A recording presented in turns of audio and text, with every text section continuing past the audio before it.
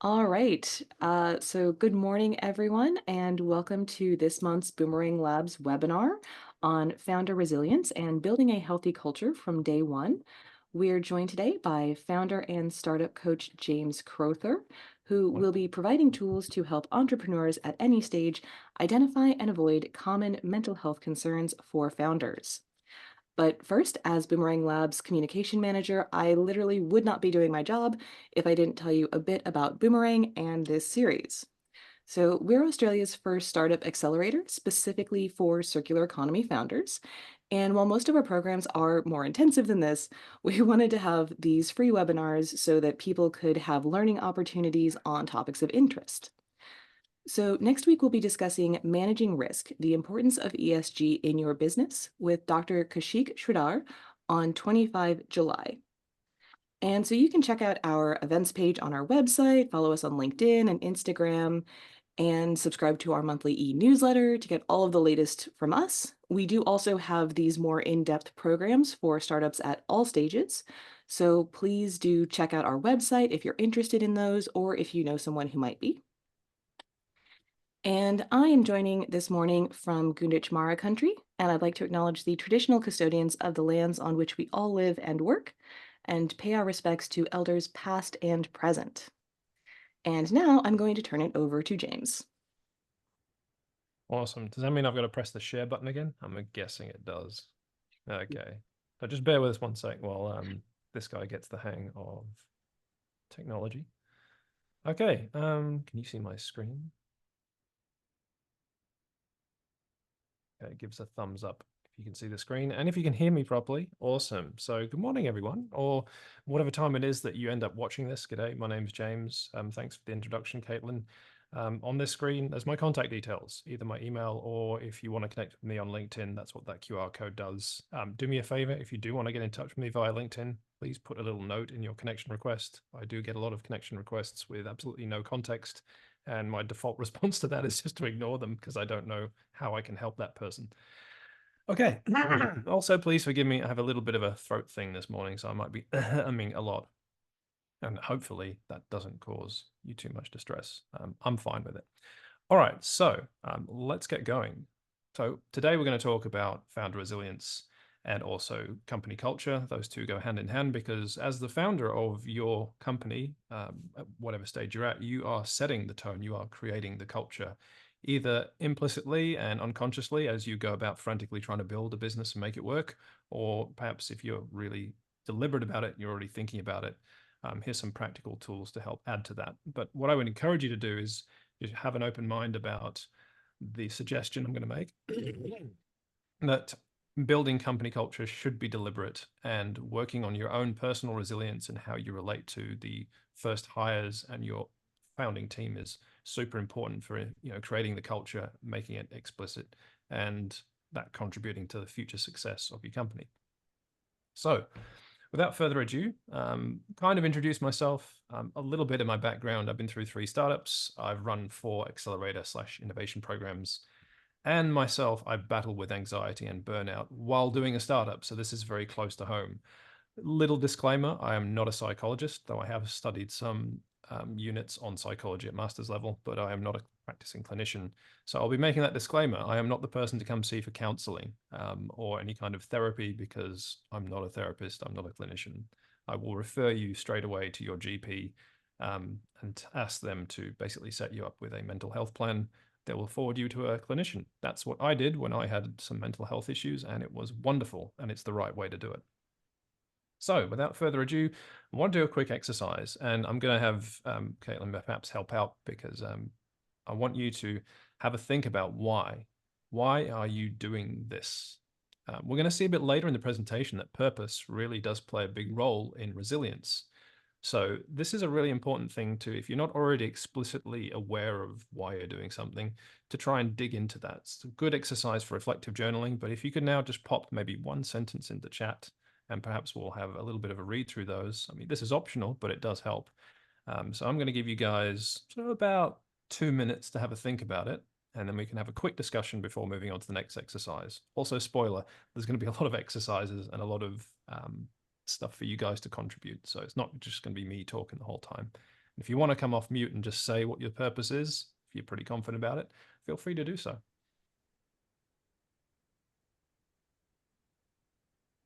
Also, yeah, if you want to put your camera on so we can see your smiling faces, that's awesome as well. There's a few people smiling. That's good. I'm thinking and typing. Hi, Yes. Kylie. Awesome. Love it.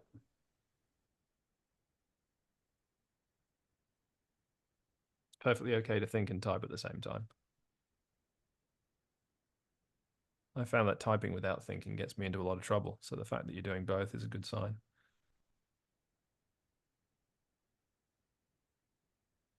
All right, going to give people 1 more minute just to have a think. Why are you doing this? Why are you working on a startup? Had people in my family ask me that same question. Why are you doing this versus, just getting a regular job? What's so important about this particular thing that you feel you have to take all this risk?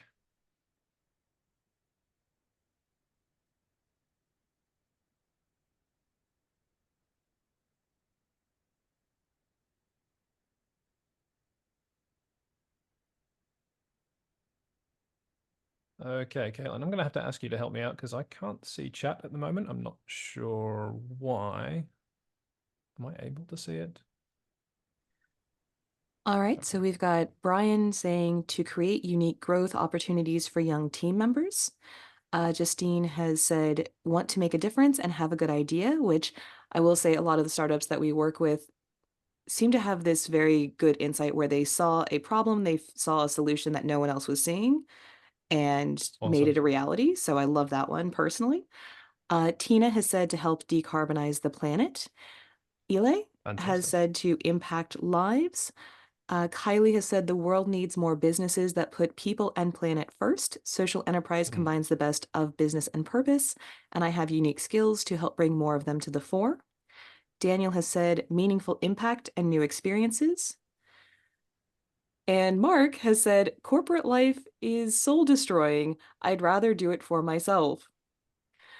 Warwick has said, Awesome. I work in a startup. I run the ANZ org rather than being the founder, but I need to understand how to think like a founder and make sure we don't Mm. become too corporate quickly. Awesome. So unpacking that, there's a lot of impact, a lot of, I think, social good. I think some of the initial purposes, like my initial purpose, just so, I'm going on record here, was I wanted to call the shots in my own life. So autonomy, self-direction was a big one. That seems to be a theme, but it's interesting in this particular group, we haven't had so much of that. There's been a lot about impact, a lot about making a difference, decarbonizing the planet, which is, let's face it, that's a pretty massive task. So hats off to you. Okay, so we're going to go into another exercise now. And I can't really tell you too much about it beforehand, purely because that kind of spoils the whole effect. So what this is, I'm going to read out some statements and think of it kind of like a questionnaire. And you don't have to really sort of put your hand up for any of this, but you just have to decide whether they're true for you or not in the context of at one point in time, you may not have been doing a startup and now you are. Have things changed? And do you now identify with each of these statements more or less after you jumped from whatever it was you're doing before into whatever we're doing now? We'll do a quick test one so I can give you a feel of it. So, statement number one, I am tired quite a lot. So think about, the period before you were working on your venture and now. Do you agree with this more now than before? And we're going to go through a few more of these. And then I'm going to open up for, well, I'm going to tell you a bit more about it. And if there are any questions or concerns, we can address them at the end. So the first one, I am tired quite a lot. Think about it. Does that sound more true now or less true now that I'm doing this startup? Okay, same one. Similar idea. I don't find my hobbies as enjoyable as I used to. And by hobby, that's really broad. It can be anything that you get enjoyment from. It could be going and seeing friends. It could be any activity which you think, you know what, I haven't done that in a while and I really enjoy it, so I'm going to go and do that. And again, think about the period of time before you jumped into your venture and now that you're into your startup, are you agreeing with this statement more than you would have before? Also, feel free to interrupt me or, drop a question in chat and Caitlin will poke me and I'll do my best to answer it. All right, let's move on. I don't see my friends as much as I used to. Let's have a think about that one. Is it true? You're seeing friends less, it's about the same, or more than you used to? Again, reflecting on that period of regular job, working on a venture. All right, and the next one, I have trouble getting enough sleep. Give you 30 more seconds to think about that one. I have trouble getting enough sleep.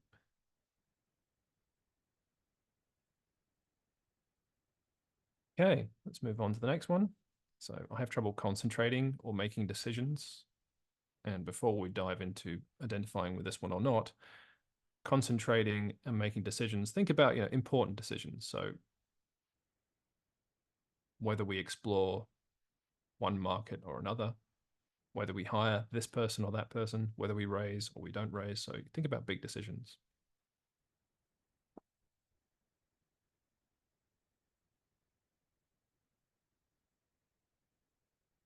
Okay, the next one, I'm less optimistic than I used to be.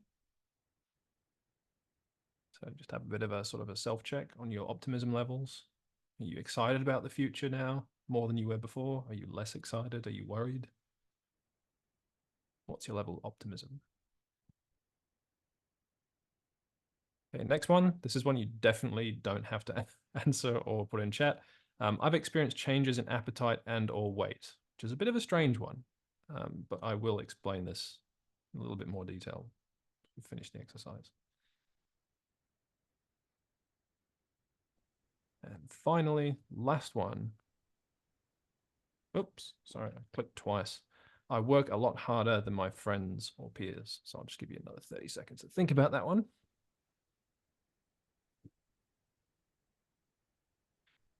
Again, are you comparing yourself to your peers? Do you think, gosh, I am working a lot more hours than they are, or my work is a lot more intense or more intrusive?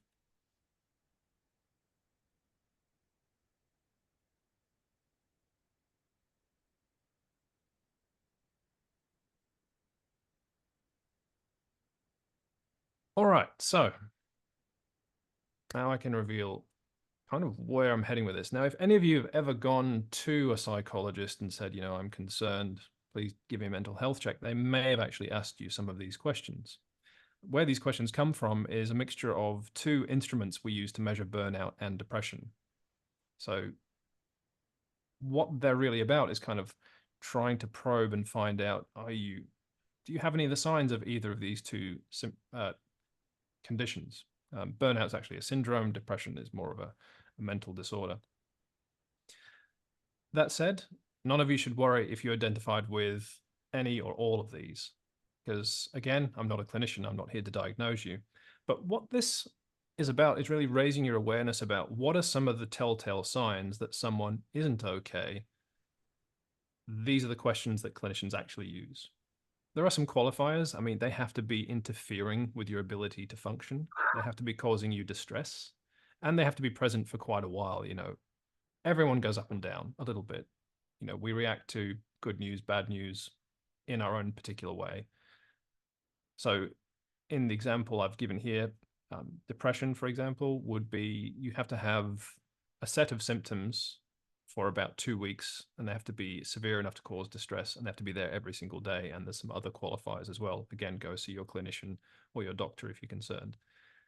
But why they're important to learn about is to be able to recognize them in ourselves and in others so that we can actually take action.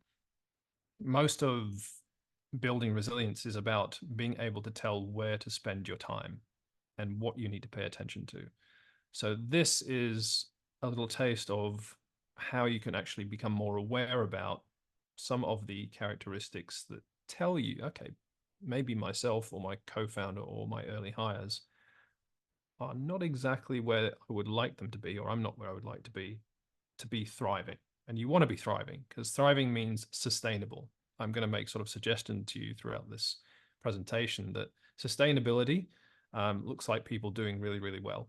Anything other than that is kind of people borrowing from the future, meaning that eventually they're going to have to pay all that debt back that they've been building up in terms of over investing their energy into work and not investing in themselves. But we'll come back to that theme in a bit.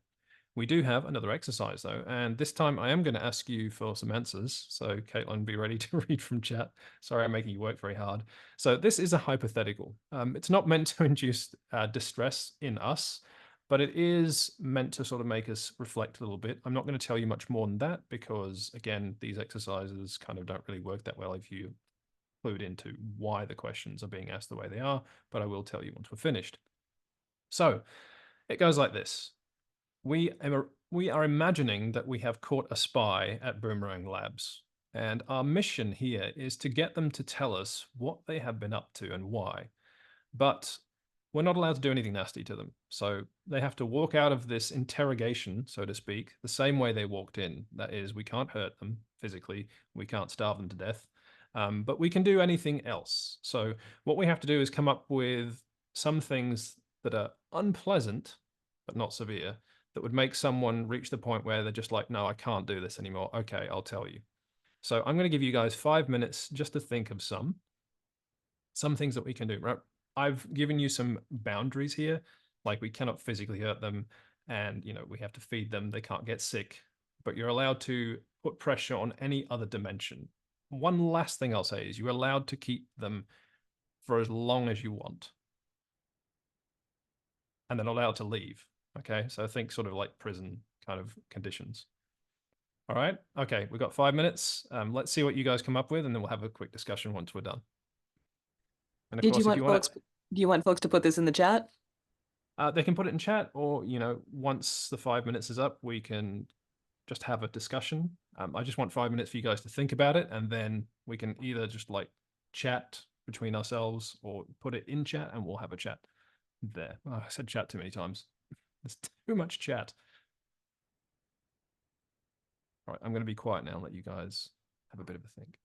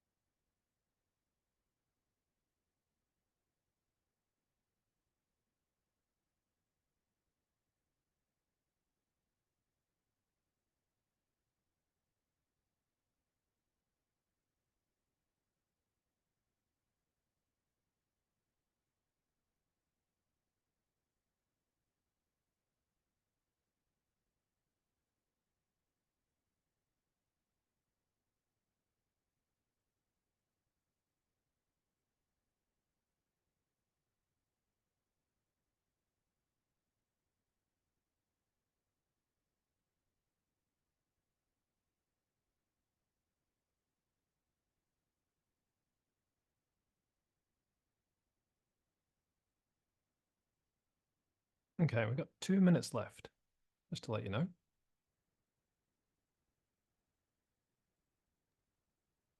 Can you see the chat now, James, or still no? No, it's not showing up for me.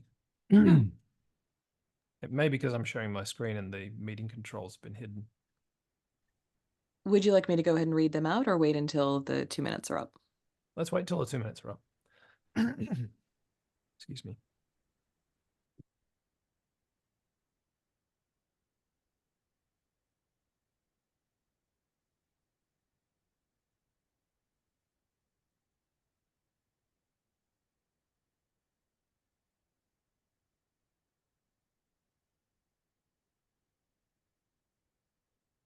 All right, we got about 1 minute left.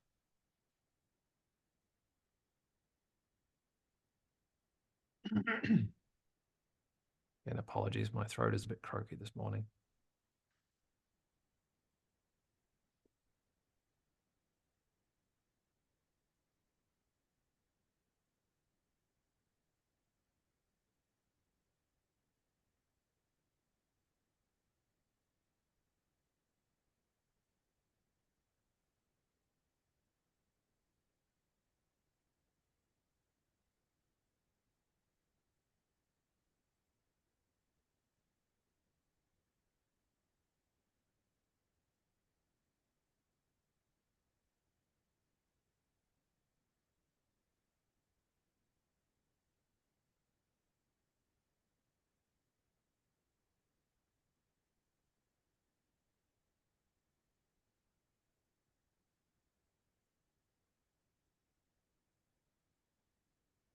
All right, Caitlin, go ahead. Oh, you're on mute. I think some of the folks in this room used to work for the CIA because our suggestions include keep them awake permanently, give them impossible tasks, deprive them of sleep, constant demands on their attention. Yep. Uh, can you make them eat something revolting like liver? You can. Loud noises and surprises slash shocks. Yep. Or smell something really bad, which I don't know how liver smells. Maybe you could get a two for there. Mm-hmm. Multiple challenging tasks simultaneously with unachievable deadlines. Yep. No access to natural light, green spaces, friends, good food, exercise. Isolate them from people during the day, leave them out of group situations, no acknowledgement of good work, only bad, no social situations or group work, fake Mm. news and rumors, Ooh, that's a nitpick good and one. find nitpick and find fault in everything they do. Tell a story about someone similar about something similar that happened and ask, why do you think someone would do that? Generous assumptions, assume they are not the spy and ask them for help finding the spy. Ooh, that's a good one. Okay, so I have to come clean now at the moment and tell you why are we doing this. Now, number one, it's a list of things not to do, either to yourself or to your team. The very idea of, you know, putting pressure on someone is to make them give up. And what I've realized and what probably led to my episode with burnout is because I was doing some of these things to myself. So either doing it to yourself or to your team, you can't really expect that that's sustainable. And really what my passion is for every founder and every company is to be sustainable, to be solid throughout, the boom of the business cycle and the bust. There's a lot of challenges just getting going, and the challenges will not stop once you are up and running. So one thing I think that you can take away from this is there are certain things that are within your control and certain things that are not. And this is actually one thing which is in your control, but a lot of the times we put it to the back of our minds because we're focusing on product, raising capital, getting to positive cash flow. So I have deprived myself of sleep in the pursuit of setting up a business. That is a temporary situation. It's not going to last forever. Adults need about 8 to 9 hours sleep at regular times during the day. If you're off that condition, you can expect your health to start to suffer. Social isolation is not good for us. I socially isolated myself when things were not going well because, well, it just sucks when you go to parties and people ask you, what do you do? And you have to go through this whole explanatory thing telling people, well, I'm doing this and it's not particularly going great. That gets very difficult and boring very, very quickly. Disinformation.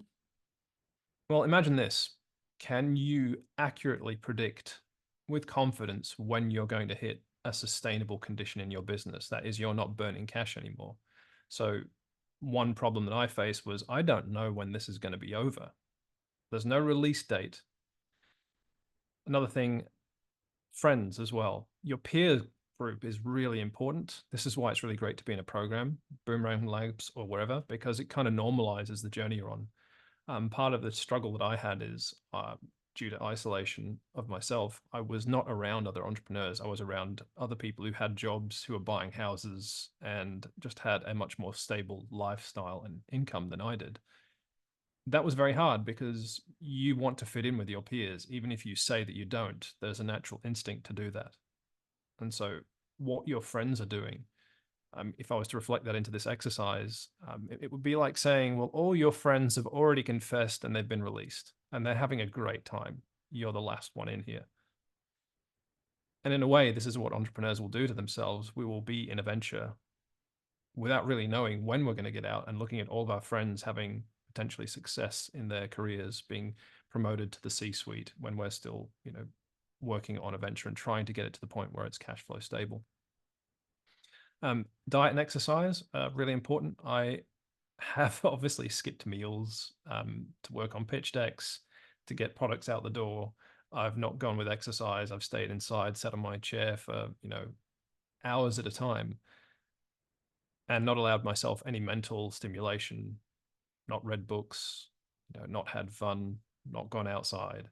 So there's a whole range of things that we can do to ourselves, or we can also expect that of our team, or even if we're not expecting it of our team, our behavior gets mirrored, whether we like that or not. I've got, 3 children, and one thing I've noticed is I cannot tell them anything and expect them to do it. So brushing teeth is a huge one. You need to brush your teeth, and they'll go, okay, and they'll go do something else because it's more interesting. The way that I got around this is I said, I'm going to brush my teeth, and then they would follow because they are aping my behavior. And that seems to be the way that human beings actually are motivated to do something that they might not otherwise want to do things. So your behavior, as your team see it, is going to set a precedent. So it's really important that you're not torturing yourself, because even if you say to your team, look, don't answer emails past 9, or don't overwork, if you're doing it, they will follow. So it's really important to be aware of what you're asking of your team, but also what you're demonstrating in terms of your behavior. So 2 takeaways: don't torture yourself, and don't torture other people. But most people don't want to torture their team, but there is a way of doing it implicitly by doing it to yourself. And of course, none of this is sustainable. That's the whole point of torture. It's meant to get people to confess and give up as soon as possible. So hopefully that exercise has helped. If anyone has any questions or concerns about it, then feel free to sort of interrupt me or drop something in chat, and we will get to it at the Q&A. So the next part of this is really looking at what are we facing if we go down this road. So there's 2 things. There's burnout and depression. I'm not going to go too deep into the weeds of the technical definitions or the debate about whether these are 2 sides of the same coin, because there is a bit of a debate in academia about whether burnout and depression kind of are the same thing. Academics and scientists are, always with the blindfold on, trying to tell what the elephant is. They come at it from different angles. All we need to know is depression is kind of something that happens in multiple contexts. Burnout, as far as we've researched it, only really is talked about in the context of work. People tend to not burn out unless it's work related, but depression can happen at both. And it's really good to have a handle on, well, what are they? What do they look like? So I can spot this and say, oh my gosh, either if it's spotting it in yourself, I need to do something, or if it's in a team member or a co-founder, I need to do something to help them. Both of these conditions leave you in a position which is quite helpless. So you do need help from other people, especially if this has been going on for a while. So without further ado, we're going to look at depression first, and it's kind of obvious. You have to have a depressed mood, which means sadness. And this one is underlined because it's one of the 2 that clinically you have to be diagnosed with depression. And again, I'm not diagnosing anybody. I'm just telling you what the science says. The other one that you have to have either of these or both, if it is to be diagnosed as depression, is no joy from previously enjoyable activities, which you might remember that was one of the questions that we asked at the beginning. So if you really like, I don't know, table tennis, and suddenly you find the idea of table tennis absolutely off-putting, boring, or just meh, that is one of the signs that, ooh, that's not normal. Enjoyable activities are great. They're a way of blowing off steam and getting a bit of joy out of life. So if that's not happening for you anymore and one of your favorite pastimes, it's definitely time to take a look at whether that needs intervention. Lethargy, exhaustion. I was incorrectly diagnosed, I think, with chronic fatigue, which is just one of these Band-Aid diagnosed baskets that doctors put things in when they do a whole lot of physical tests, don't come up with anything, and go, well, you're still tired. Let's just call that chronic fatigue. But actually can be a sign of a mental issue, which it was in my case. Guilt, feeling useless or worthless. This is one particularly for men that is probably a really big alarm bell. So if you see this in yourself or another team member, particularly if they're male, it's really one that you should jump on straight away and say, hey, can we have a chat? Reason being is there was an analysis done by an academic in 2012 who looked at suicide notes. So sorry to have to bring up suicide, but it is an important thing. And amongst men, the most commonly used words in their suicide notes were useless and worthless. So any kind of doubt about your efficacy or your worth in life, particularly if you're a guy, is worth going, okay, no, that needs to be dealt with. This is not an item you should ignore or pass off. Again, difficulty concentrating on making decisions. Depression is a disorder of the mind. There are actual physical changes that happen in the brain. So you might find yourself really taking a lot longer to get to a decision or to do tasks. If you think this is not normal, I'm usually quite sharp. Again, it's time to sort of take a look at what am I doing that's got me to this particular point where I can't make decisions or concentrate like I used to. Changes in appetite and or weight. Yep, like I mentioned, changes to the brain do strange stuff. It turns out that your appetite can change and your weight can change. It can go up and down. Again, what you're looking for is, well, that's not usual. This is not my usual weight or my usual appetite, because it can go up and it can go down. It's not that people always put on weight or always lose it. It's just if the change is there and it's not normal, then it's time to have a think about, well, what's that about? Sleeping issues. So we talked about not being able to sleep, but there's also, like me, my case, I was sleeping way too much. I was like a koala, like 20 hours a day at some points. Again, if it's different to your normal sleep patterns, so if you're experiencing sleep disruption, like I don't sleep at the same time, or I'm waking up at strange hours, again, that can be a telltale sign. Agitation, so people who pace a lot and they don't do that, or they haven't done that before, something to look at. And finally, thoughts about death. This is, again, one of the alarm bell ones. It's not usual. So it's a really good idea if this and any of these other symptoms are occurring to get looked at. Again, particularly if you're male.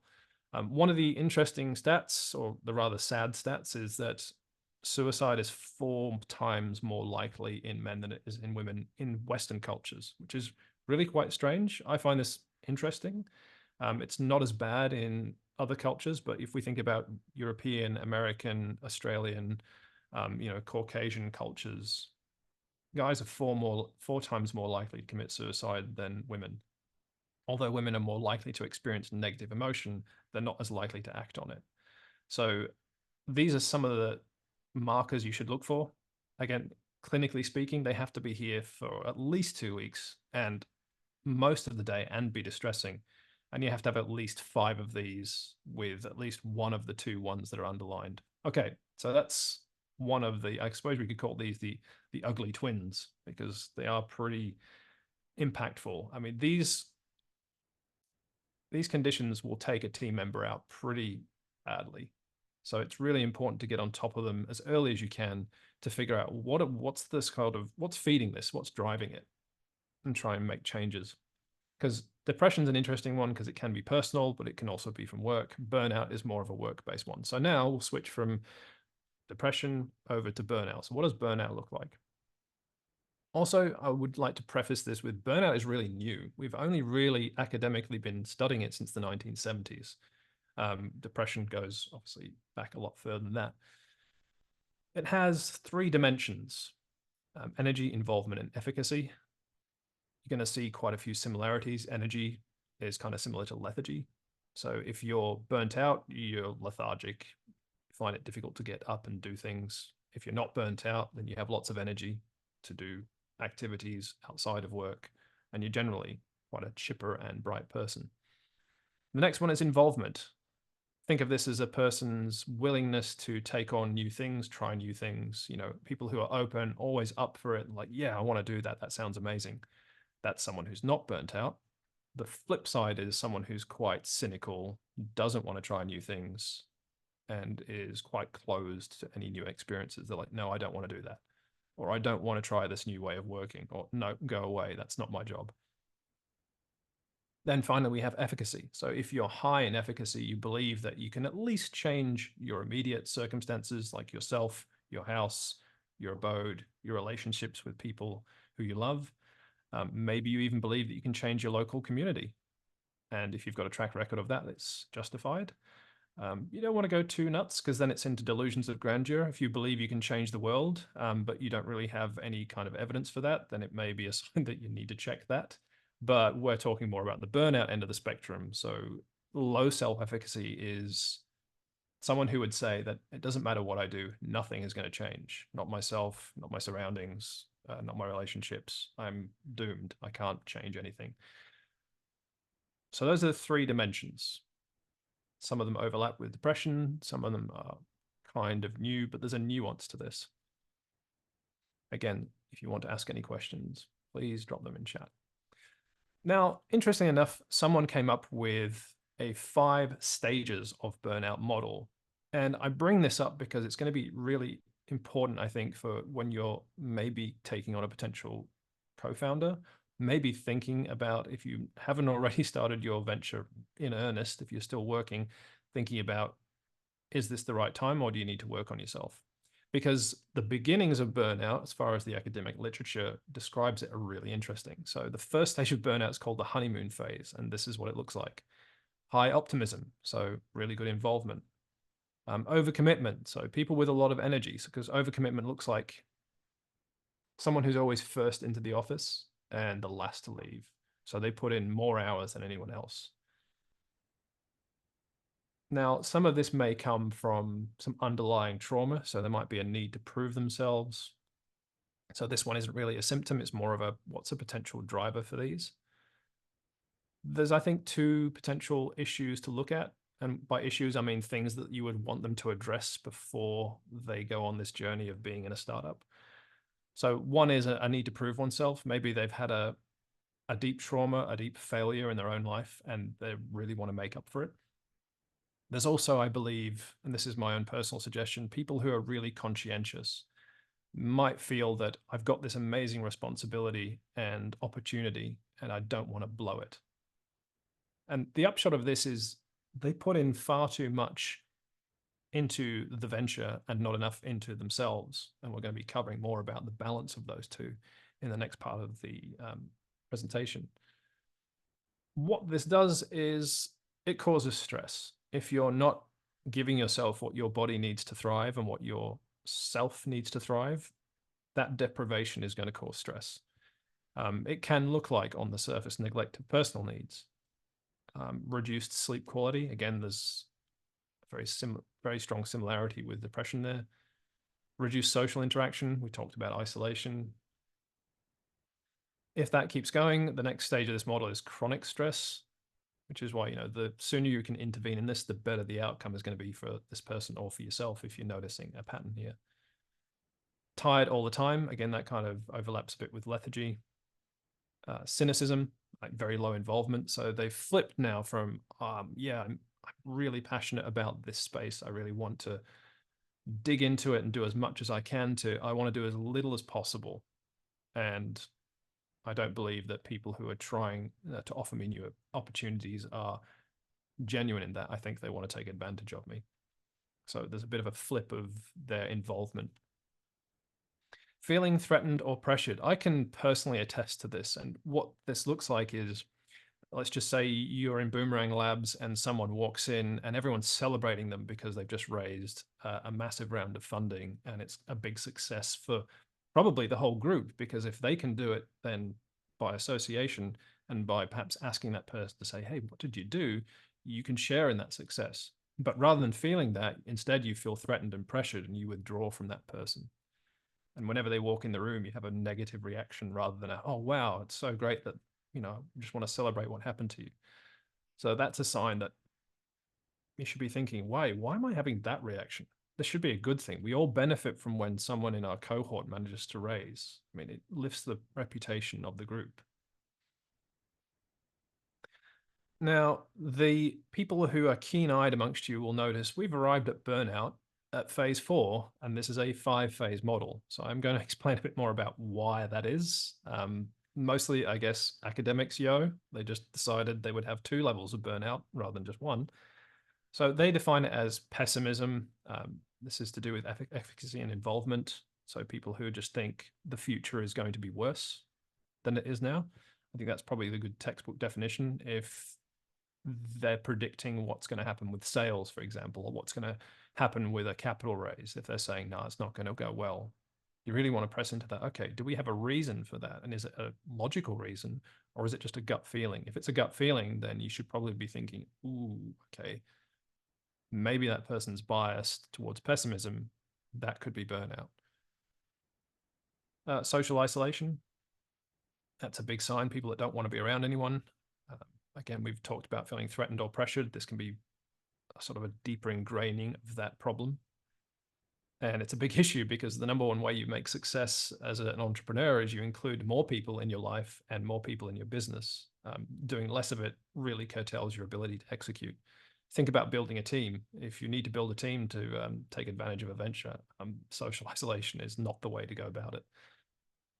Self-doubt, again, that's efficacy. So not believing that you have what it takes. This is obviously a pretty big killer. You need to have a really high level of confidence, sober confidence, though. You don't want to be overconfident in your abilities. And the final phase, somewhat curiously, is called habitual burnout. The suggestion in this model is that you can dip in and out of burnout, but if it really goes on for long enough, it just becomes a habit. That's chronic mental and physical fatigue, chronic sadness, and this is my summation. It's not an actual one in the literature. For me, this just basically looks like depression when you get to habitual burnout. It's very difficult to distinguish the two. Obviously, though, the treatments are somewhat different. Doctors will prescribe various things, mostly for depression, though. The big difference, though, is for depression, they will probably prescribe you some kind of drug, whereas that's not really the case as far as I'm aware for burnout. But again, that's a clinical. So those are the 2 things we're trying to avoid. So when it comes to company culture, often we talk about performance, and I think that's the right way to think about it. So the issue is, well, how do we maintain a high level of performance given the fact that we're all going to work a lot harder than most other people? And that's just a fact for startups. We don't have as many resources. We don't have as many people. We have to wear multiple hats. So I've turned to a book on wellness to help us out with this next section. And you might be somewhat puzzled to know that this book on wellness comes from perhaps one of the most mission-orientated, focused on achieving results organizations in the world, the United States Army. That's right, they have a book on wellness. I know, surprised and shocked me as well. But they've realized for their senior leaders, so this is not really aimed at infantry level, this is more aimed at people that have to make the decisions about what to do with the infantry, that in order to achieve the best outcomes, they needed to have leaders who were not burnt out. And so they came up with a book, a manual. You can think of it as a training manual that talks about this concept of replenishment versus depletion. So this image is meant to sort of embody this idea of what are you putting on the side of the scales that depletes you? Long hours, difficult cognitive work, a lot of meetings. What are you putting on the scale that's going to balance that so you don't tip? So the whole point of resilience is really addressing what do I need to put in the side of the scales that invests into myself to balance all of the stuff that I'm doing, which is going to deplete me. So we're going to have another quick exercise here. And this is for you guys. I mean, if you want to share it, you can. I'll share a little bit about myself. we're going to spend another 5 minutes just thinking about what are the things which deplete us. Try and come up with 2, maybe 3 things, and what are the things that you do to de-stress and replenish yourself. And if you want to share those things, absolutely. Tips on replenishment are always welcome. You don't really have to share what depletes you unless you know you need to vent. That's okay too. So I'm going to go quiet again for another sort of 4 or 5 minutes, and then we can have another discussion. Caitlin, I'm sure by now you probably know what's coming. If you help me read out what's in chat, that would be amazing. And also, if you want to ask any questions during this 5 minutes, go nuts. I am at your service.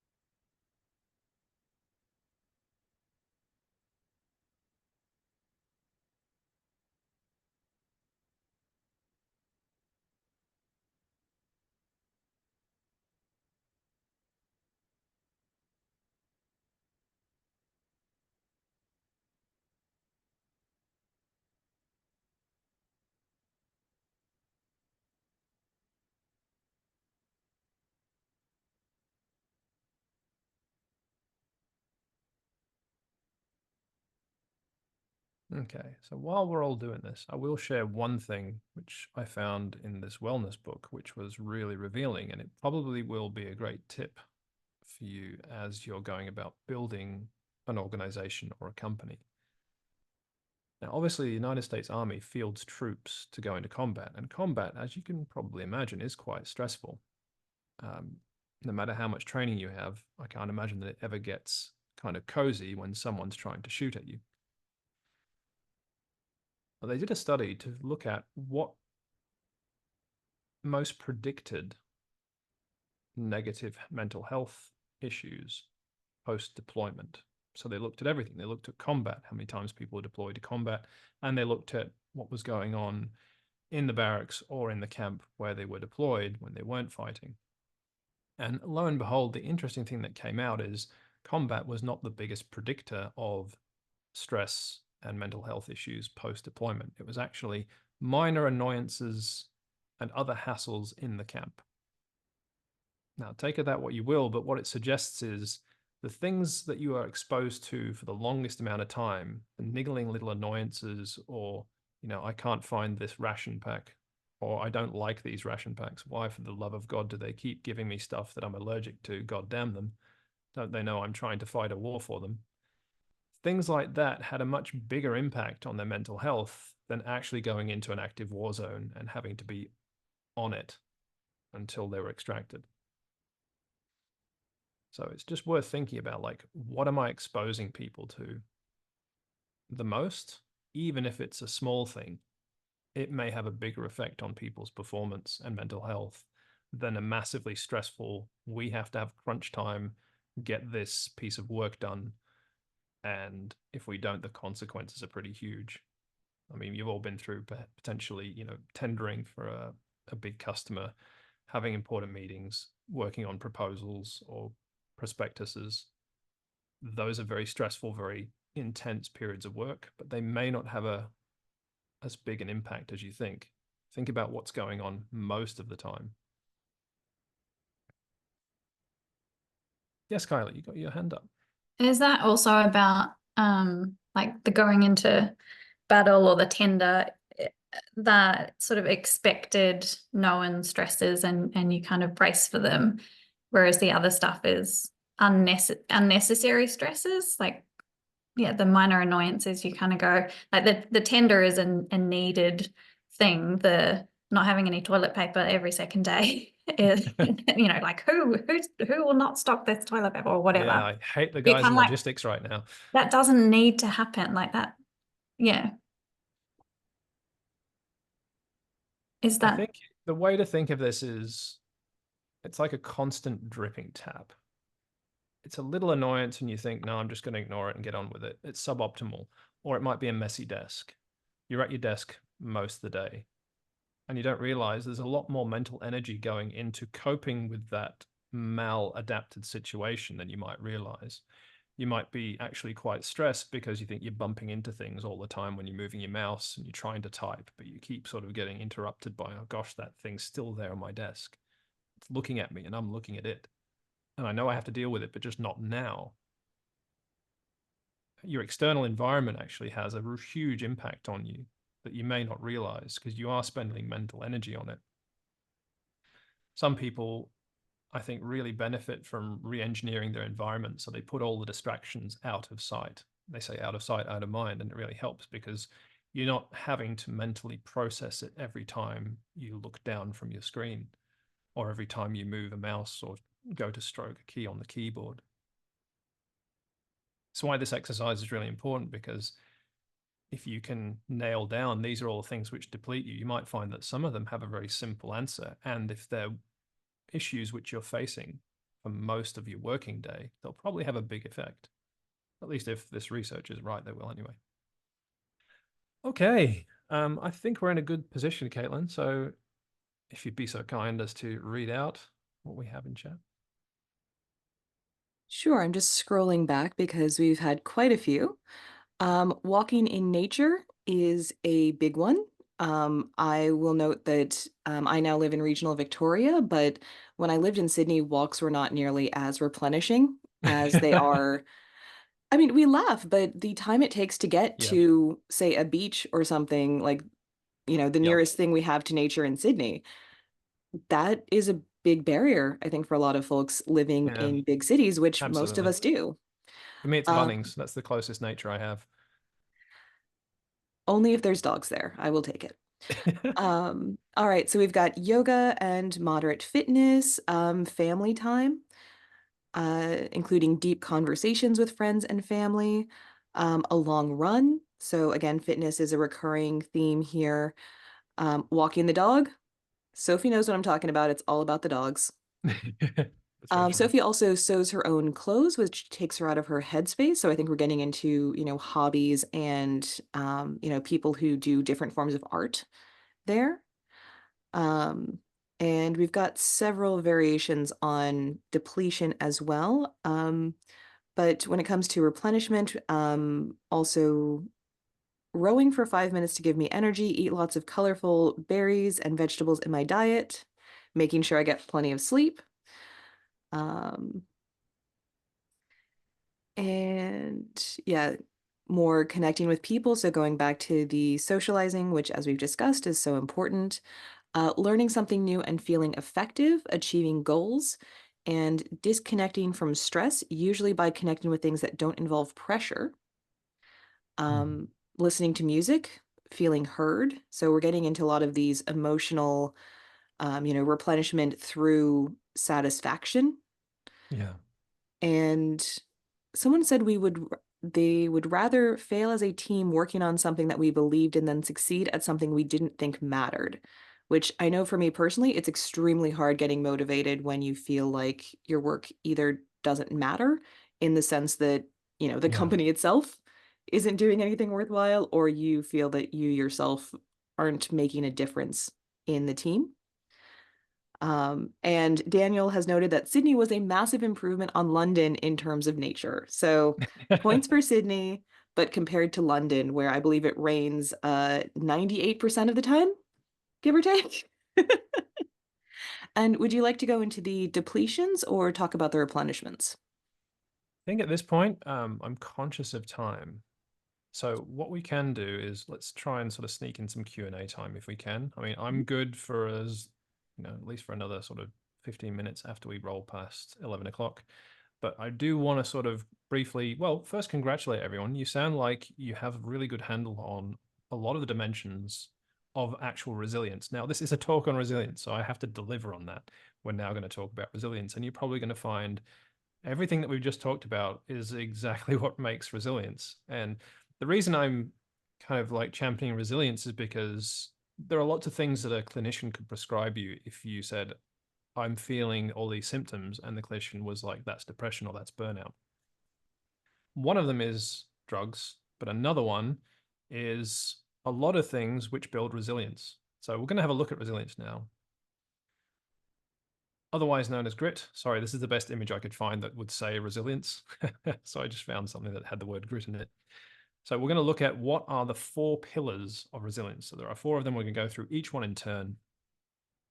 And if you can focus on building these into your life, which it sounds like you already are, but build them in as a part of your routine, making sure that you're balanced in depletion versus replenishment, then that is a really good recipe for sustainable performance. So the first one is social connections. So there's a lot of deep conversations with important people, doing things as a team, things that you really believe in, even if you may fail in them versus something that you don't believe in. But as the team aspect really sticks out. If you have really good connections which will support you no matter what, even if they don't technically agree with what you're doing, but they agree to support you in what you are doing, that is a really good place to be in.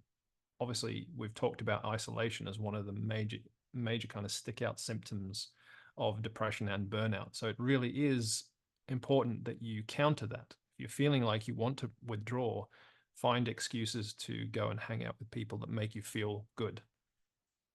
And by good, I mean feel good about not just yourself, but about what you're doing. I'll give you a quick role play. There may be 2 sort of types of people in your world. One, a great friend who listens, but constantly sort of is concerned and doesn't really believe that you should be doing entrepreneurship and encourages you to go get a proper job, but they're doing it out of concern for you, not out of confusion or be feeling threatened.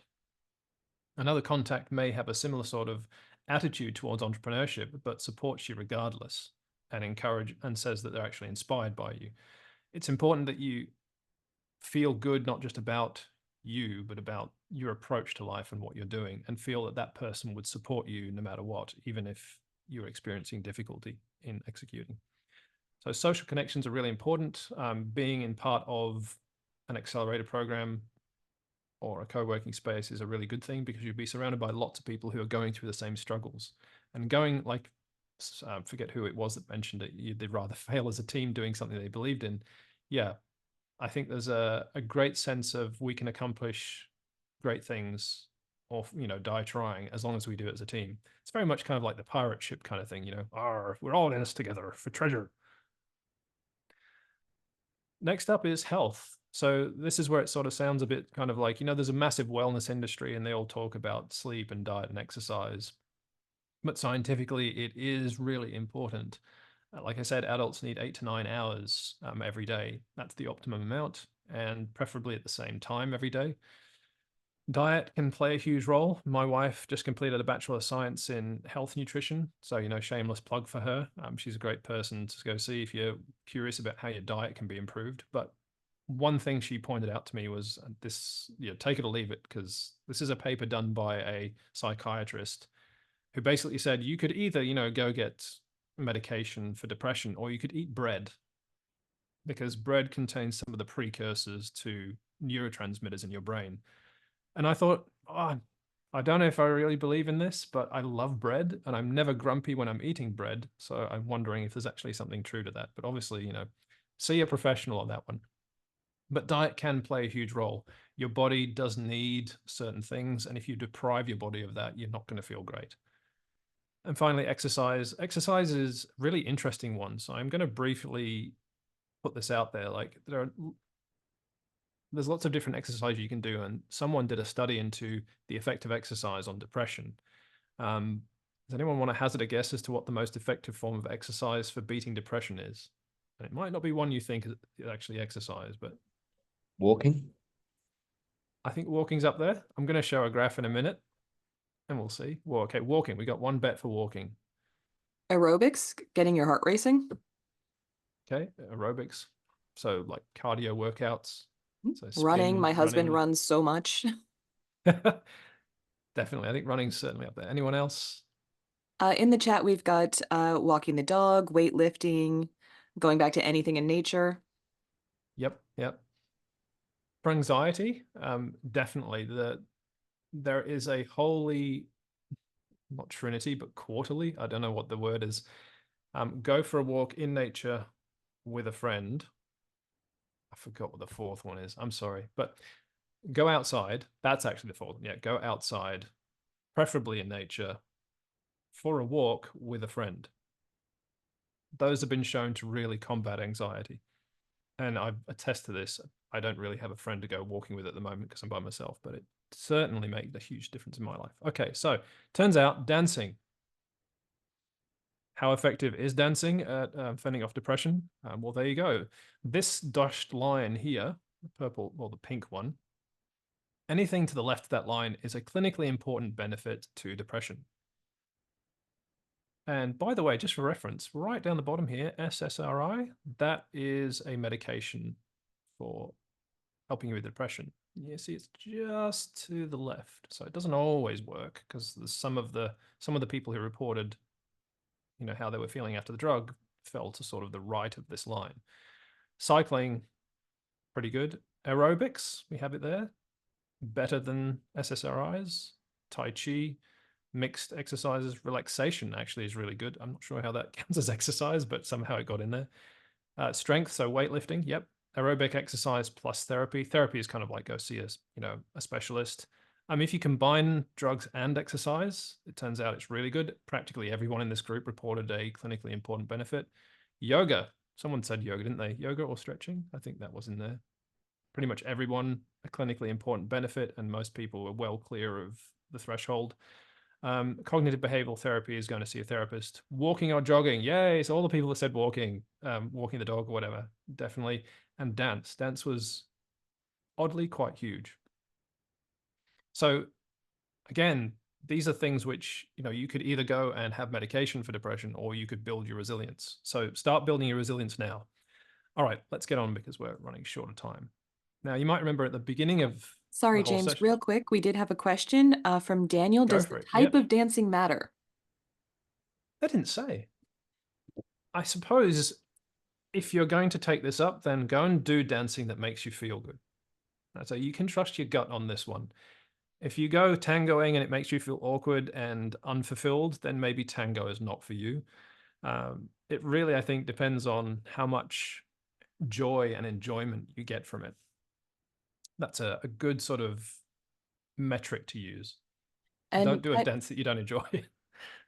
Kylie's also asked, where was the graph from? Because they'd love to know the source. I tell you what, I am going to get that reference for you right now.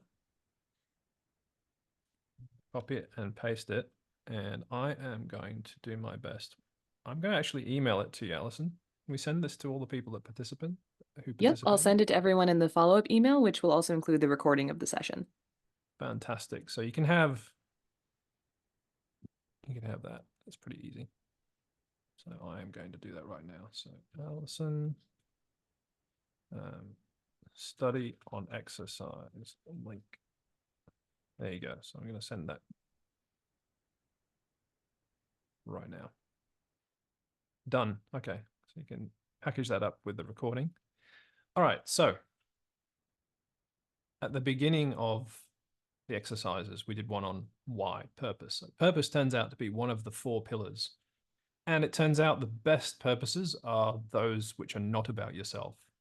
So this is a really good exercise to do to reflect and dig into what your motivation is. If your motivation is entirely selfish, and no judgment on this, by the way, we are humans. We do have selfish motivations. We want to have good self-esteem. We want to have a roof over our heads. So there's definitely a lot of part of this purpose is paying the bills, making sure I can eat well, and making myself feel good. And you shouldn't feel bad for that. But if you want to go the extra mile, if you want to build resilience, volunteer. This has been shown to really work to build people's resilience, is go volunteer.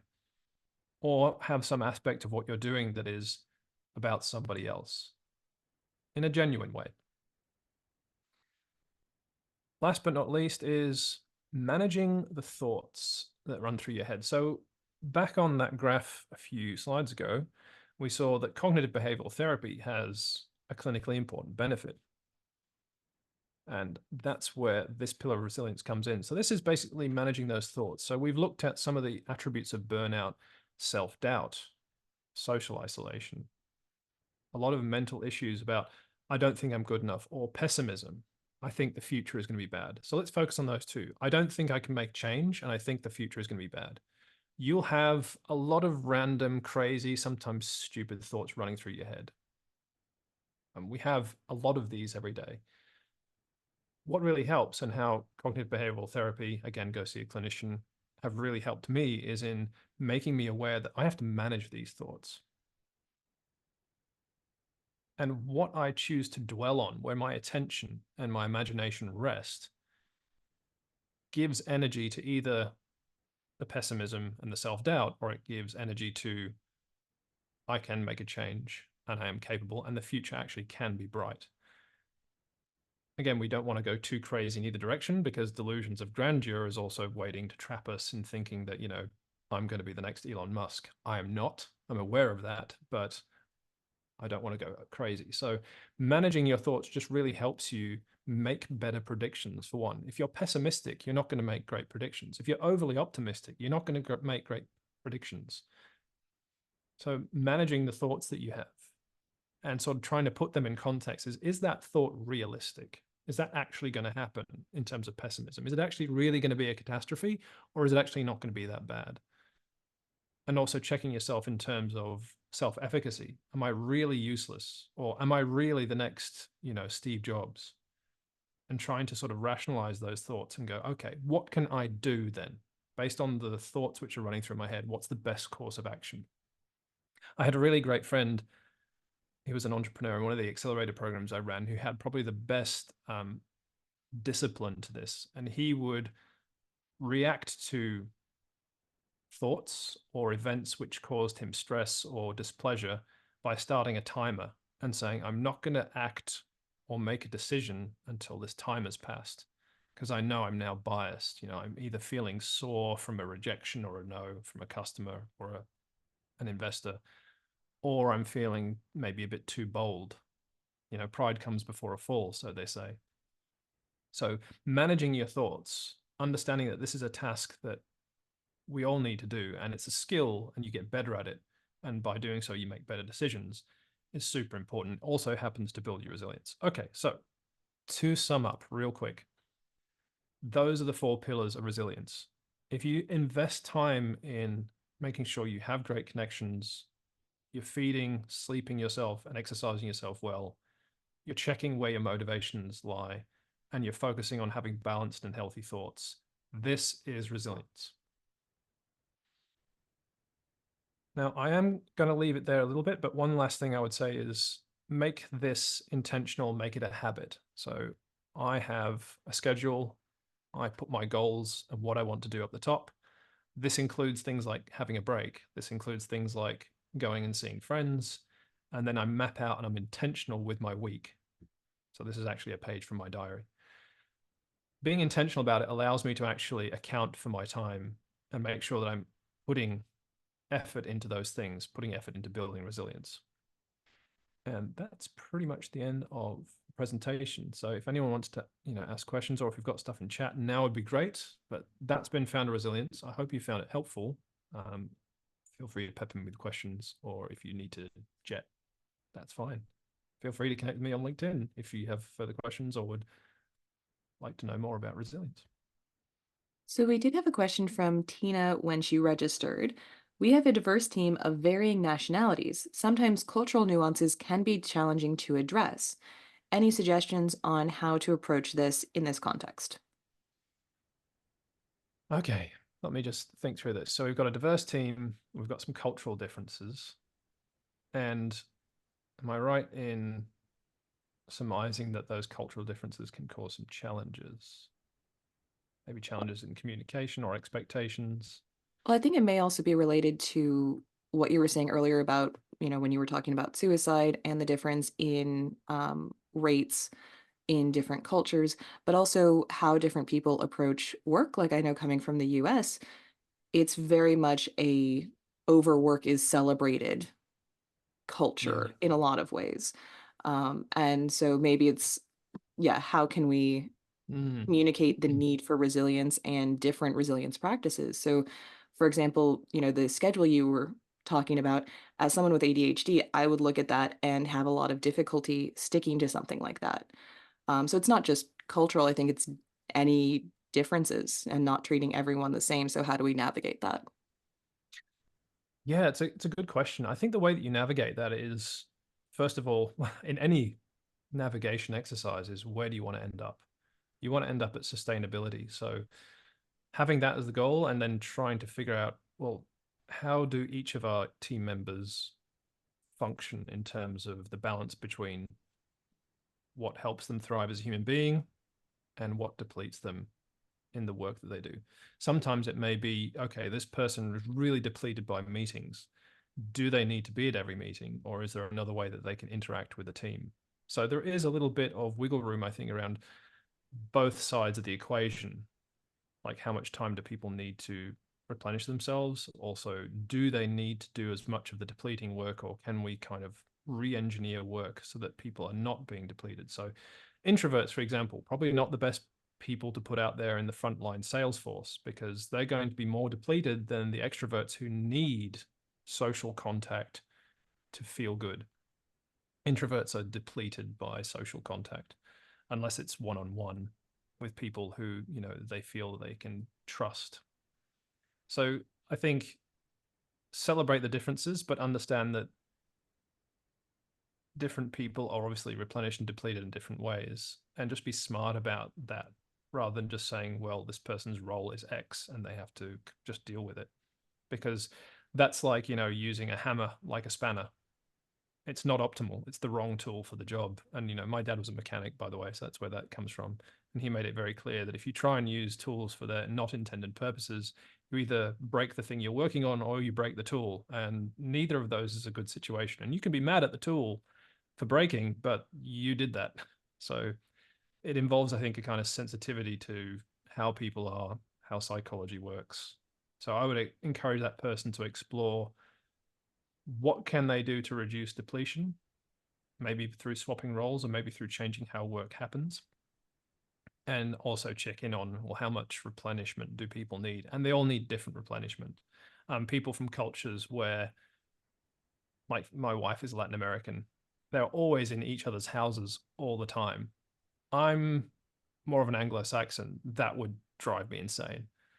I like to be in a small nook in my house with a book and just have some quiet time next to a ticking grandfather clock. That's my preferred sort of place to replenish. So yeah, hopefully that helps that person. Hi, Tina. Hopefully that helped. Sophie, you have your hand up. Thanks for this. And I did miss the beginning, so I don't know whether it was covered, but I guess I just wanted to make an observation, having been through burnout in my previous work in community engagement and community development, and then looking at starting a business. I think as soon as you mention, entrepreneurship, people, a bit like what Caitlin was saying about the US propensity to work hard, people assume that there's one way to be an entrepreneur, which is to be working 23 hours a day and, almost kind of Wolf of Wall Street, really, really hard. And I think that's one of the challenges, is I think which I still haven't quite worked out, is are you going to be a successful entrepreneur if you're trying to get more of a work-life balance? And then also, do people take you seriously if you're not out doing the grind, particularly if, say, you're looking for investment or anything? And having been there, I'm clinging very, very tightly to trying to work out the middle path between actually kind of getting a successful business up, but also not, sort of sacrificing myself on that altar. One thing that I've come to realize is workloads are never really fair to human beings. If we would have an ideal situation, we'd have a fairly constant workload, but that's just not life. I did a study on my group. We were doing an innovation program, And I used a proxy of emails that we were sending to each other for how much attention we were paying to a particular deadline. And it was hilarious because the proxy showed almost no activity until about a week before the deadline. And then all of a sudden, activity spiked. And we all had a horrible time pulling all-nighters, trying to get this proposal/assignment in. And then we all swore we'd never do that again. We had 3 of these and we did it every single time, despite swearing to each other and figuring out how we could spread the workload out. So one thing I realized is with humans, our attention often leads us astray. We often think we have a lot more time for certain tasks than we do. And this just leads to a lot of crunches. And I think it's good to pull back from that and go, what is sustainability? Because I'm not doing 8 hours sleep every night. You know, I can manage it some weeks, but not others. I think it's good to have the perspective that you want to look at the average. Like on average, am I managing to get stable sleep? On average, am I managing to feed myself well, exercise? And look at the long term. Because as an entrepreneur, you will have crazy days or even crazy weeks. As long as you're not running into crazy months to crazy quarters to crazy years, then you should be okay. So I would encourage you, look at the long term. And what this would look like is you'll have these peaks and troughs. And in the times where things are not, you know, you're not working on a crazy deadline, that's when you can get back into a nice rhythm, make sure you're replenishing yourself. Because I don't want to pretend that you can, you know, have 8 to 9 hours of sleep or hours of sleep every night all the time, because there will be those times where you're just like, my God, this guy wants to meet tomorrow and I need to get my pitch deck together. And that leaves me no time. One thing that's really helped me is not to punish myself or to chastise myself when I fail to live up to the resilience side of things. Like, oh, I'm not seeing friends enough or I'm not exercising enough. I'm just going, you know, it's okay. I traded a little bit of resilience this week for some execution. That deadline's going to go, and then I can invest more in resilience, a little bit less in execution. And I think this is a skill. It's a skill at figuring out when I can sacrifice, when I've banked enough me time, so to speak, that I can invest a lot more into work because it's going to be worth it. You know, if I do get that investment, I can hire more team members and be thinking about how do I long-term get out of the rut of just having to grind. Because I think that, you know, no one wants to be in a startup. I mean, well, maybe 20-year-olds who think it's cool do, you know, I'm in a startup, this is cool. But, you know, you realize pretty quick after you've done it for long enough that no one wants to be here. You want to be in a sustainable company. You know, I would happily be in a $1 million a year AIR company and do that for the rest of my life, because it would just solve so many problems, you know. Shooting for the moon and trying to be the next Google is for people, I think, who have, I don't know, maybe something wrong with them. The world would obviously celebrate it, but there's definitely, I think, you know, an amazing ability to execute, but at what cost? I think everyone needs to understand exactly what that cost is and be okay with it if you're okay about trashing your body and, you know, your relationships in order to have that kind of level of execution. I just don't think it's necessary to have a reasonable success. I think you can build quite a fantastic business without having to go to those extremes. And you'll certainly be around to enjoy it for a lot longer. I mean, you look at a lot of really successful people and their lives don't look great on the private side of things. Again, this is your choice. You have to choose, you know, what future you want to be in and then figure out the best way to get there. What I'm hopefully presenting you is a picture of this is what sustainability looks like. This is what human beings need. It's up to you if you want to engineer your life to be sustainable, or if you want to really just gun it to the finish line, you know, full throttle the whole way and figure something out once you're successful. I just think that you don't really know when successful is. So it may be a wiser approach to say, let's just take the, you know, instead of taking the hair side of the tortoise in the hare equation and just gunning it, maybe figure out, well, what's my actual pace? You know, maybe I'm a tortoise. I don't know, maybe you're faster than a tortoise. What's slightly faster than a tortoise? I don't know. Go at the pace that you can achieve for a long run. And if you meet with success, fantastic. At least you'll have got there, not ruining your health. Because it's really hard to get health back once it's ruined. It's much easier to just, make money again. Hopefully that helps. Now, we've had a couple of suggestions in the chat. So Kylie is recommending a book called Burnout: The Success to Unlocking the Stress Cycle by Emily Nagoski. And Sophie has said she's currently reading Slow Productivity: The Lost Art of Accomplishment Without Burnout, which just came out in March. And that one is by Cal Newport. Kylie has said another great book is Doesn't Have to Be Crazy at Work by Jason. It I could be like these free, but I think titles. it's fried, which seems a bit ironic that the person's name would be fried. Um, It does. And I actually have also been thinking when you were talking about depletion and replenishment about spoon theory and fork theory. And it's basically just a way to visualize replenishment and depletion. So spoons are essentially units of energy. Some people start out with fewer spoons. Some people need more spoons to get the same things done. And then forks are sort of the depletion where even a small fork, if it's poking you enough, it's gonna bruise. And any forks that are poking you are depleting your energy. So whether it's a big fork, like we didn't get the investment that we were hoping for, or it's a little fork, like, can you just clean your dishes instead of leaving them in the office sink? Just clean your dishes and put them away. Yeah. That's definitely one of the that would fit in the small hassles that probably have an outsized impact. Another thing that just sparked my memory is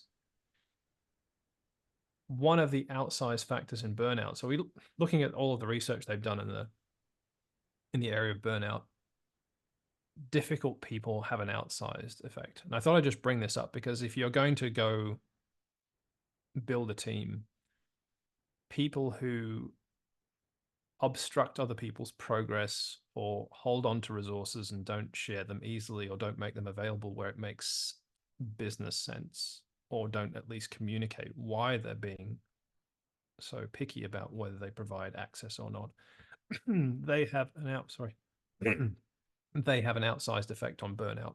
It's one of the major factors. So again, thinking about what can you do as an entrepreneur, particularly if you have a team or if you're in a team with other people, is to really sort of make sure that you're setting down some guidelines. So for example, Atlassian has a no assholes policy.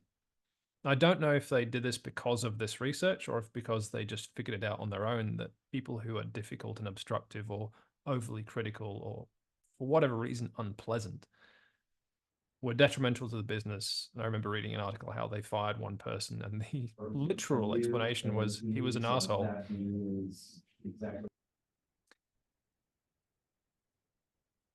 I think, did someone have their hand up? I was going to say, sorry, Warwick, you just jumped back on mute accidentally there.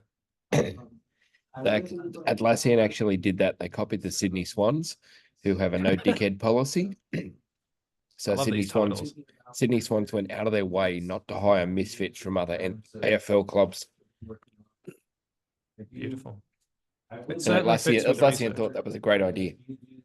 Yeah, it certainly fits with the research because all of the studies they've done show that it is one of the most pernicious factors involved in burnout. If you can tackle that one alone, you reduce the risk quite significantly. It takes a huge toxicity factor out of your organization. Yeah, and it's really important to sort of have a good look in the mirror and say, am I projecting any of that kind of, like, obviously no one wants to think of themselves as an asshole or a dickhead unless they are one, in which case they may actually be fond of the idea. I've met people who like that, they kind of enjoy being annoying or difficult or a stick in the mud. I'm sure that doesn't apply to anyone on the call, but again, in the self-reflection kind of exercises that you can do when you're looking at your purpose and your motivations, dealing with any kind of past trauma where you may be overly protective about a resource without being super logical about it, or even you may have a good reason, but how you communicate that reason makes a world of difference. you don't want to come across as someone who's arrogant or obstructive or difficult or not able to take bad news. I had a supervisor who I knew had the best intentions in the world, but would react in a way that just made me really uncomfortable when I had to sort of disappoint them. And that's absolutely the opposite, because it tends to make people's lives very difficult. They feel, now I'm in a position where I can't share bad news. And that affects people in two ways. One, in burnout, but also they may just decide not to tell you the bad news. And then the problem is probably going to get worse over time. All right. Do we have any more questions, Caitlin? Or... I'm not seeing anything else in the chat. So unless anyone else had questions, do we want to wrap up just a few minutes early? I mean, I'm keen for more questions if people have them. I think they've asked all their questions. They've asked you a lot of questions. Cool. Look, I'm happy to either persist to the end, or if we want to wrap it up early, I'm flexible on that. It'd be kind of awkward just to sit in silence for the last sort of 7 minutes. I don't fear the silence, do you? I don't fear it, but it kind of feels like, I get a bit antsy and thinking, am I really doing a good job? All right, Daniel would like to know, what's been your biggest tool to build resilience, which we've discussed a lot, but what Great was the question. biggest impact for you? I think for me, well, there's two answers. One is I would like it to be social connections because I'm working on that. But what I felt, I think it would be in position number 2 would be getting back in touch with friends. There's definitely a huge benefit there, but the number 1 for me was exercise. Going into this, I had a discipline in exercise already. I still am a keen rock climber.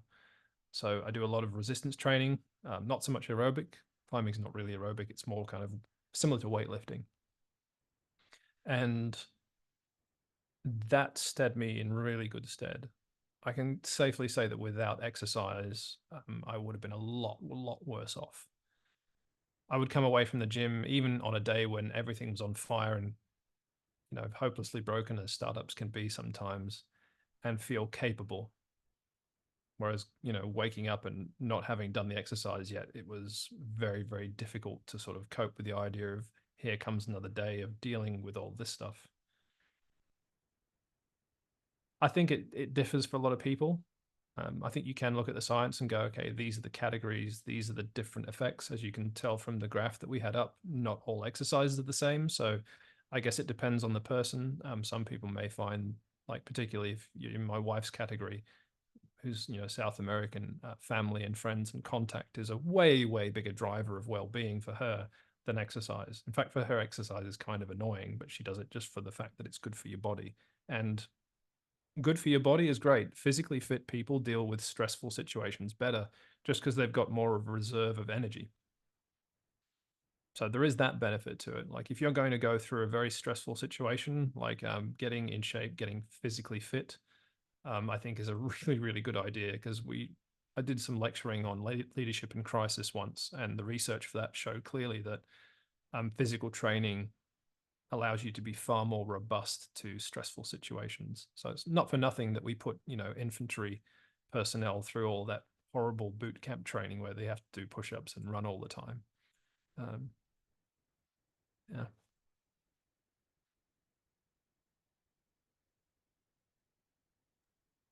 Great. Well, I think we are out of time now.